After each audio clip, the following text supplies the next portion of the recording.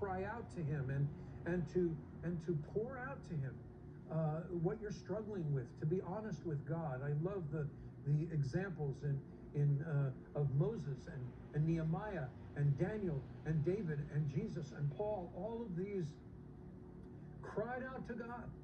Yeshua cried out in the garden of crushed olives of Gachmanim, it says in Hebrew, of Gethsemane. His perspiration, his forehead broke into blood. He was praying with such intensity. And these are the times for us to really learn how to pray. I mean, the disciples didn't say, Lord, teach us how to pray, because they had no notion. They already knew a lot about prayer, but they were saying, help us really pray. Help us go beyond the superficial words. Help us go beyond the phrases that maybe we've heard others pray. Help us get into what it really means to intercede, to be in your presence, to be a priest before you. The example we're given in Scripture of prayer.